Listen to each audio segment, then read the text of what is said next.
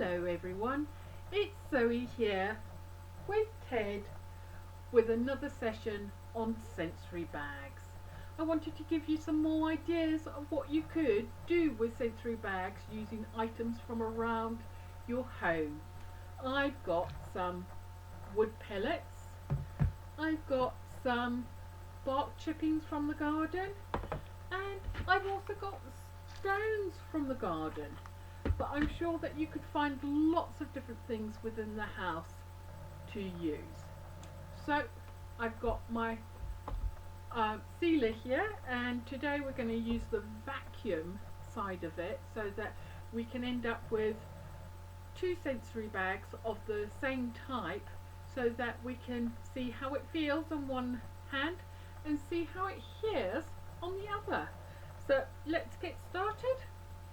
We need to have our roll of bag and decide on how large or how small you want your little sensory bag to be. So these don't need to be particularly big, so I'm going to cut it there and away we go. And I'm going to do two of those.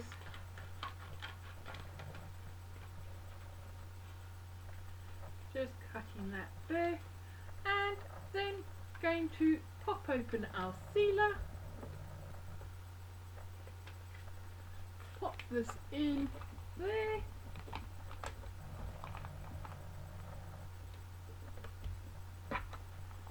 close it down. Excuse me, I'm working backwards here. Hear the click, and you want to press the seal button.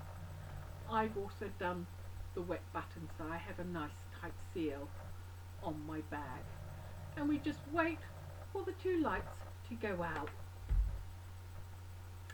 There we go. Press your buttons on either side to unlatch it, and there we go. We've got a lovely perfect seal on our bag. So what I'm going to do is I'm going to start off with some wood chippings, put them into my bag,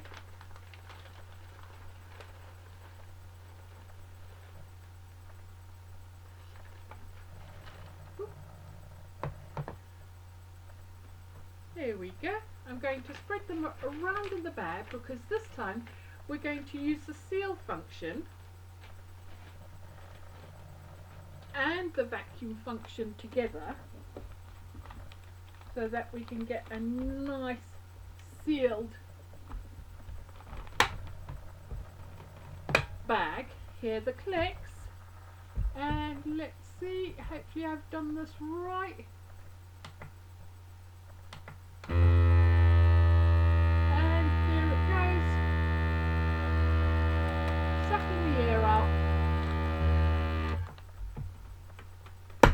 Let's have a look at that. I don't think it's necessarily doing it correctly.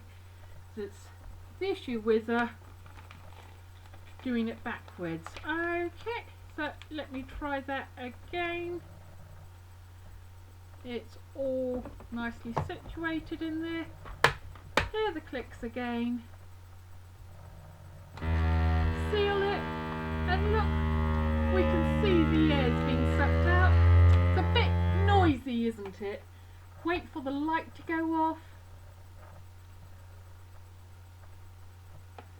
and then when it's ready we can press our seal button again in the middle. It'll need a moment or two to move from the one side to the next session. Oh no, a little bit longer. Give it a little bit longer.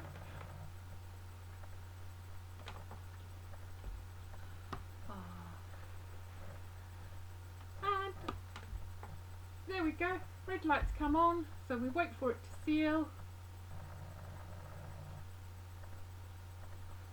And there we go. Click the buttons, and as you can see, it's very lumpy and bumpy and very tight. So if you shake it, you can't hear anything. But if you rub your hand across it, you can feel all the bumps from the wood chippings, and it's very sensory to feel. So what we're going to do this time is we are going to put some wood chippings into our bag, and this time we're not going to vacuum seal it, we're just going to let it be loose in the bag.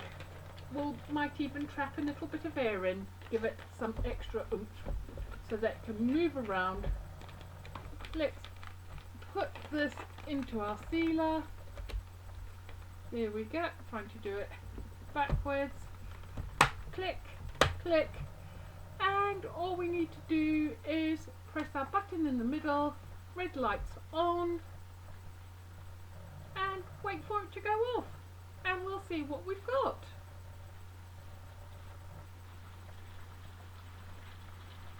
And I'm sure that you can hear the hail coming down in the garden. Lovely. So the red light's gone off, and here is our sensory bag. So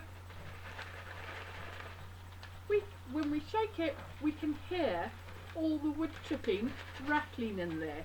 So if we look at our two sensory bags of the same thing, we've got one that makes a noise and another one that's really hard and stiff, and you can feel all the lumps and bumps.